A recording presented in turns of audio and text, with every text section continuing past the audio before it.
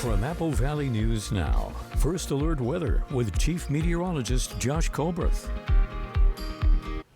Welcome back to Good Morning Northwest. It is going to be a gorgeous Friday out there. We'll have lots of sunshine from the Cascades to the Blues, and high temperature is going to be noticeably hotter at this point. We'll be about 5 to 10 degrees hotter than normal for this time of the year, 70s and 80s in the mountains and 90s for lower elevations. The wind gusts today predominantly out of the north and east. This is going to bring some very dry air into the region. Thankfully, the gusts are only going to be between 20 to 25 miles per hour, because if they were a little bit stronger, we would have to go with the First Alert Weather Day. But keep in mind that the fire potential for today certainly is not going to be zero. We saw a couple spark up even yesterday. Then for tonight, mostly clear skies, although we will have some of that haze that's going to push in from the east. Most of that's going to be upper level haze, and overnight low is going to be down into the 50s and 60s across the map.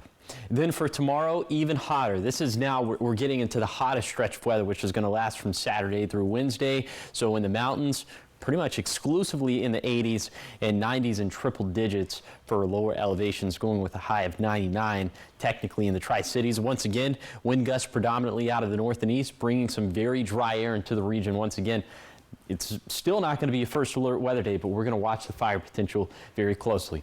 We have the last 2 days of the fair ahead of us, the Benton Franklin Fair and Rodeo.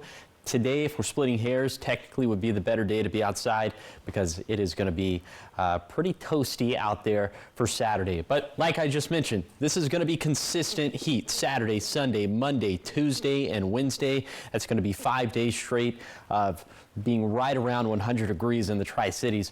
Vegetation dryness and fire danger will both go up into next week, which means we're getting a little nervous about this. Some thunderstorm chances that we'll have for the mountains and for the foothills for Monday, Tuesday, Wednesday, and Thursday. So next week looks like it's going to be a pretty high stakes week when it comes to the fire potential. Here's the 7-day forecast for the Tri-Cities.